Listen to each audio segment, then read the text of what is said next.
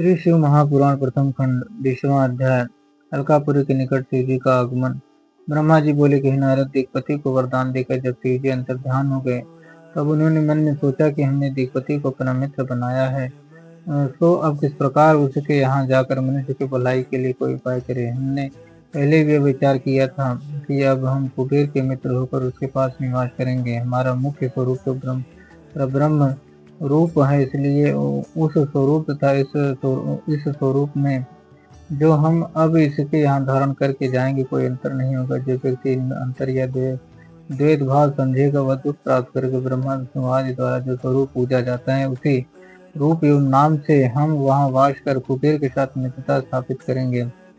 शिवरानी ने अब तब अवतार नहीं लिया है, अकेले हमने यह अवतार लिया है, इसीलिए अब हम पहले अकेले हम ही कठिन तप करके वहां निवास करते हुए भक्तों के मुक्ति तथा कुमार्गियों को नष्ट करेंगे। इससे कुछ समय इसी प्रकार अपना रूप दिखाने के पश्चात शक्ति भी अवतरित होंगी तथा संसार की रीति के अनुसार वे हमारी पत्नी होंगी। तब उस दशा में हम गृहस्थ होकर अनेक प्रकार के भोग विहार में करेंगे। इसे विचार कर शिव जी ने आगे चलने का प्रयत्न किया कर अपना डमरू बजा दिया। उसके शब्द से तीनों लोग पूरित हो गए। तब सब लोग उसी शब्द की ओर चल दिए। विष्णु गरुण पर तथा मैं हंस पर चढ़ चला। सनकादिक मुनि, सिद्ध देवता, वेद, धर्मशास्त्र, पुराण, तुम अन्य मुनि तथा सर्पों के यूतप उस शब्द को लक्ष्य करके चल दिए। शिव के गण प्रथम भी उसी ओर चल दिए। सब लोग परस्पर यह कह रहे थे कि क्या कारण है जो आज डमरू बजाया गया है।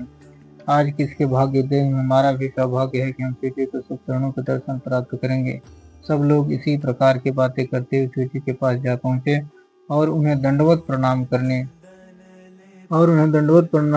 करने के पश्चात हाथ जोड़कर स्तुति करने लगे। शिव जी ने अत्यंत प्रसन्न हो विष्णु जी का हाथ पकड़कर उन्हें अपनी बाईं ओर बैठा ले तथा दाहिनी ओर मुझे स्थान दिया। इसके पश्चात कुशल क्षेम पूछ कर मुझे अत्यंत प्रतिष्ठित किया।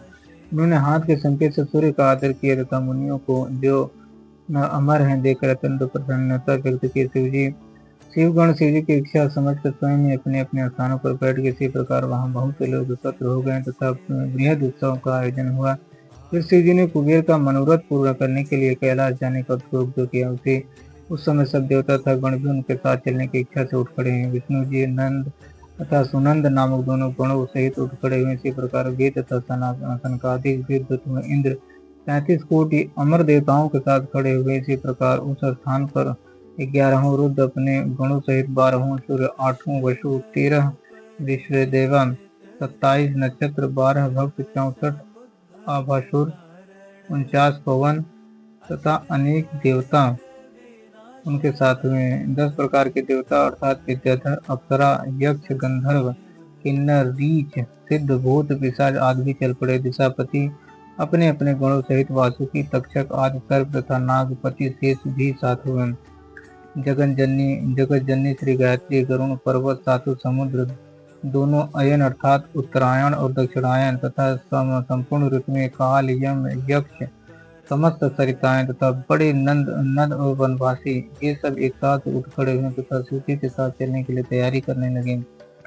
हे नारद, समस्त शत्रुगणों के चलने के लिए उद्यत देखकर शिव जी अत्यंत प्रसन्न हुए। उस समय चारों ओर से जय जयकार का शब्द होने लगा। तदुपरांत शिव जी अपने शरीर को प्रणाम एवं नमस्कार कर बैल पर सवार हो गए। उनके दाहिने तथा बाएं ओर मैं तथा विष्णु हंस एवं गरुण पर चढ़कर साथ साथ चले। इंद्र ऐरावत हाथी पर चढ़े तथा समस्त देवता एवं मुनि अपने अपने वाहनों पर बैठकर चल रहे थे। सबके हृदय में शिव जी की मूर्ति स्थिर थी। प्रत्येक व्यक्ति अत्यंत हर्ष में भरकर अपने अपने वाहन पर चला जा रहा था। शिव जी बहुत धीरे धीरे चलते थे जिससे कि किसी को भी कष्ट न हो।